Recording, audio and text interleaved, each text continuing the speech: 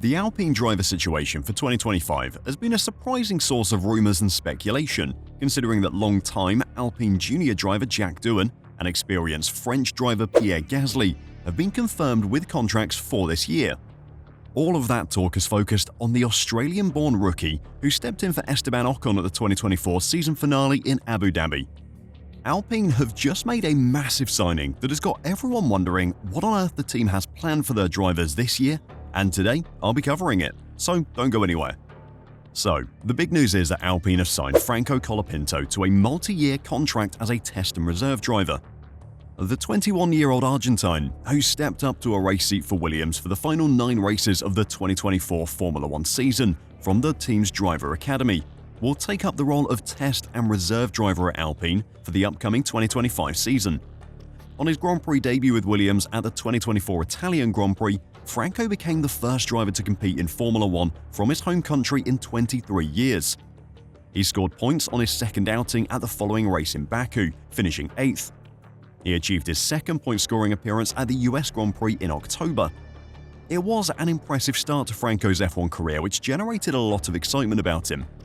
A number of teams were reportedly interested in signing him for 2025, with Red Bull seriously considering him as an option for VCARB. That excitement cooled though, as Franco had some pretty massive crashes over the remaining 4 races of the season. Brazil in particular was a bad weekend for Colapinto, as he crashed his car twice on Sunday, once in qualifying and once during the race, with the one during the race being particularly bad. He just put the power down too quickly on the run to the pit straight, losing control of the rear of his car and spearing his freshly patched up Williams straight into the wall, utterly destroying it. Speaking about Franco and his move to Alpine, Williams team principal James Vowles said, "We are pleased to have reached an agreement with Alpine for Franco to join the team on a multi-year arrangement starting in 2025. Over 9 memorable races with Williams, he clearly showed he's deserving of a place in Formula One, and we always said we would support him to get one.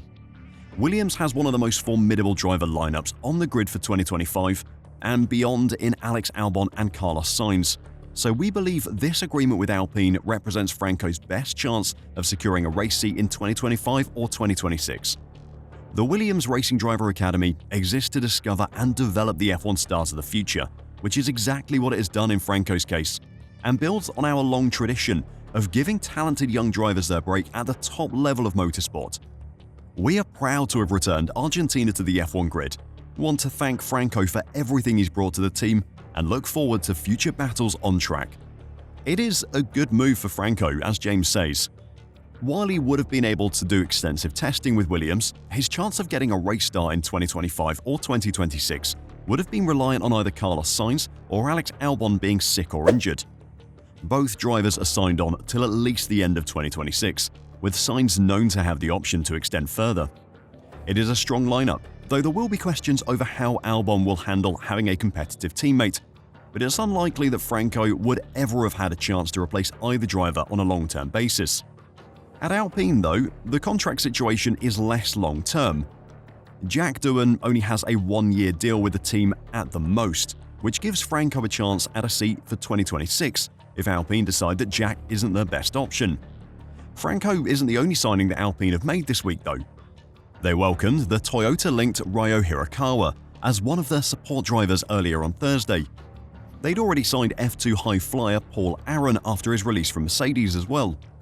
However, Franco will be the official reserve driver ahead of those two, and it appears he'll be more than a reserve driver. Instead, he's effectively a third option for Flavio Briatore, should Pierre Gasly's new teammate Jack Doohan struggle.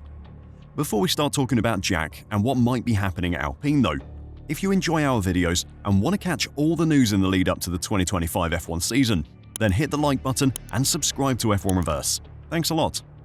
Alpine are adamant that Doohan is their man for 2025 alongside Gasly, but Colapinto wouldn't have joined if he didn't spy an opportunity to unseat him.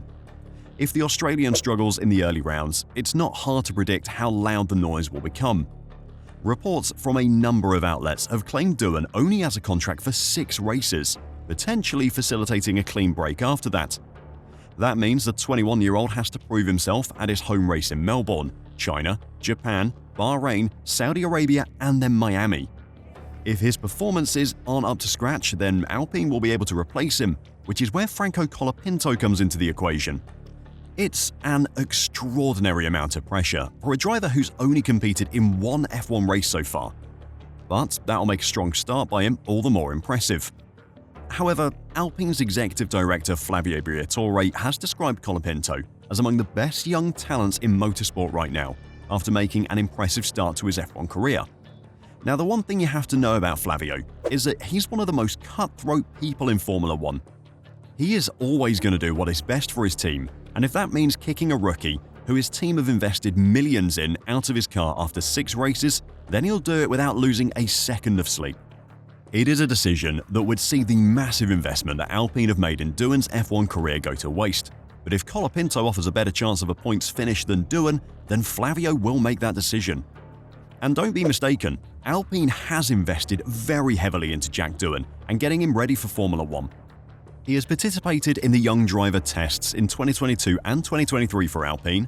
He's also done FP1 runs at Abu Dhabi in 2022 and 23, FP1 runs in Mexico in 2022 and 23, and FP1 runs at Silverstone and Montreal in 2024, as well as stepping in for the final race of the 2024 season. On top of that, he's done a large amount of testing of previous cars. He's driven the old Alpine cars at Paul Ricard, Qatar for 2 days, Zandvoort for 2 days, and some time in Abu Dhabi as well. Those testing of previous car days are not cheap for the team. They essentially hire the entire circuit and all the staff that come with that for the whole day.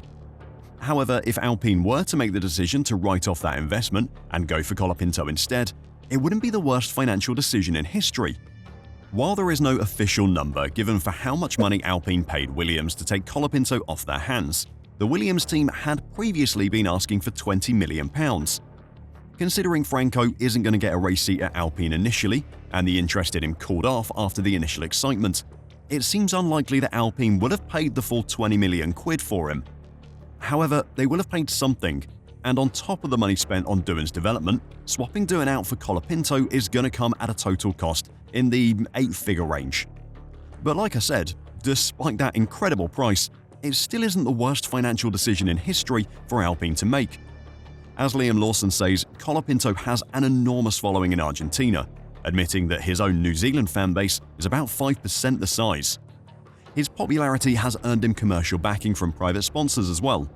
So if he were to race for Alpine at some point this season, those sponsors would no doubt end up on the Alpine car, earning the team big money. That big fan base also comes with benefits in merchandising sales and sponsors who maybe aren't invested in Colapinto but want to make use of his popularity.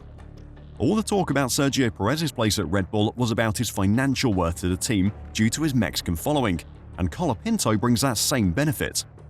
And Briatore has done little to shoot down suggestions Doohan could be replaced by Colapinto in an interview with La Parisienne. "The only thing we can be sure of is death," he said, when asked if Doohan's seat was safe at the start of 2025. "We'll start the year with Pierre and Jack, I can guarantee that.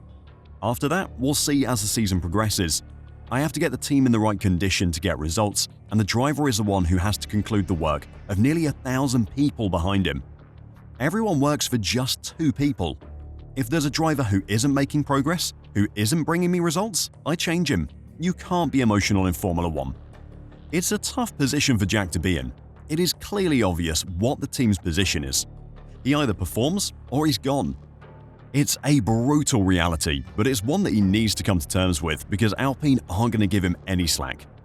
What do you think of the Alpine signing? Are they setting up Doohan to fail? Let me know your thoughts in the comments down below, and until next time, drive safe and bye for now.